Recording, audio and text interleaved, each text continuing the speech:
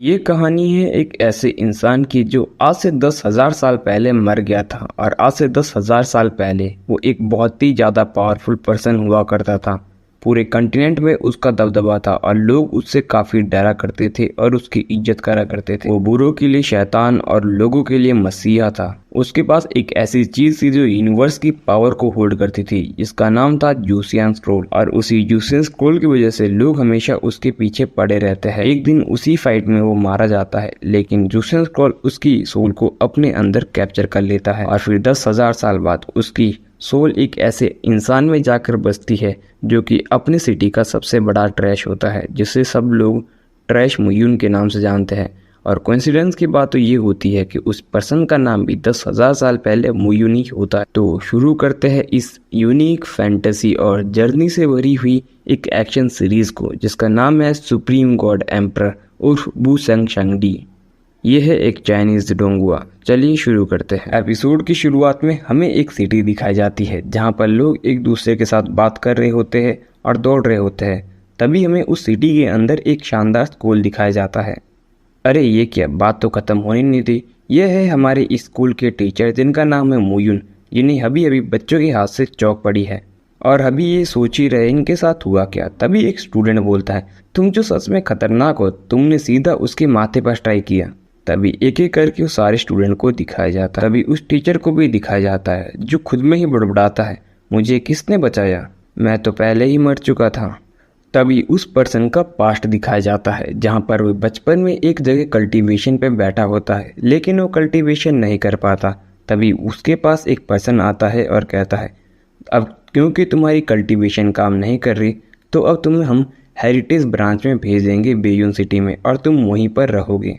फिर हमें उसे बेयून सिटी में दिखाया जाता है जहाँ पर उसे कुछ बच्चे बुली करते हैं और उसे ट्रैश कहने लगते हैं। तभी वो उनसे लड़ने की भी कोशिश करता है, लेकिन वो बच्चे उसे बहुत ज़्यादा मारते हैं। तभी वो अपने उस पास्ट से बाहर निकलता है। तभी एक दूसरा पास्ट दिखाया जाता है। तभी पास्ट में वो इंसान आंखें खोलता है। तभी नरेटर कहता है, 10,000 साल पहले यहाँ पर मुयुन किंग राज किया करते थे, जिनके पास जूसियन स्क्रोल था। वो दुनिया में सबसे शक्तिशाली थे, कोई भी उनके आगे का डिसोबे नहीं करता था। वो मौत और जीवन से परे थे।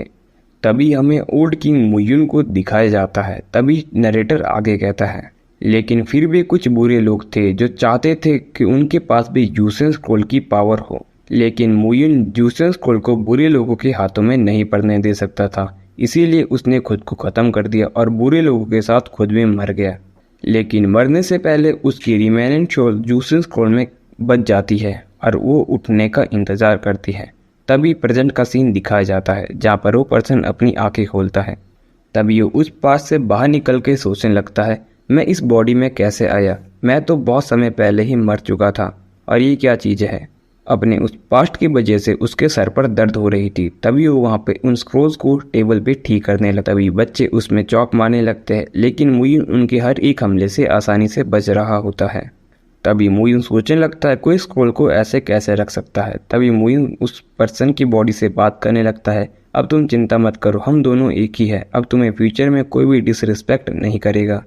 तभी मुइन के डिसाइपल को दिखाया जाता है। तभी मुइन का डिसाइपल मुइन से कहता है, तुम किससे बात कर रहे हो, लगता है तुम पागल हो चुके हो। तभी मुइन उन सभी को गुस्से से चुप रहने को कहता है। तभी मुइन उनसे सवाल पूछता है, लेकिन कोई भी मुइन को उसका जवाब नहीं देता।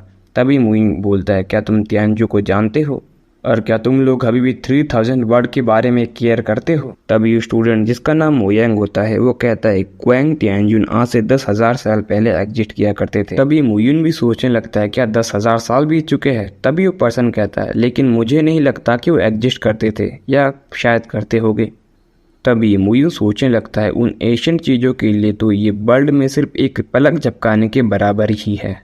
तभी मुइन के डिसेबल मुइन पर चौक मारने लगते हैं, लेकिन मुइन पे चौक नहीं लगती। तभी मुइन उस बॉडी की स्ट्रेंथ को चेक करने लगता है जो कि काफी ज्यादा वीक होती है। तभी मुइन सोचने लगता है, ये लड़का इतना ज्यादा कमजोर है, कोई डाउट नहीं है इसमें कि इसके स्टूडेंट इसकी कोई भी केयर नहीं करते थे।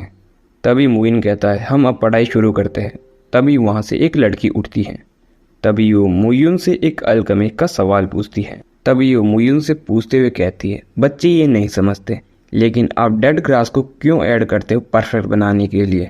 तभी मुइन सोचता है, अल्केमी, लेकिन ये तो इतना ज़्यादा मुश्किल नहीं है और ये एपिसोड यहीं पर ख़त्म हो जाता है। तो गाइस क्या होगा मुयून का, क्या मुयून इसके सवाल का जवाब दे पाएगा?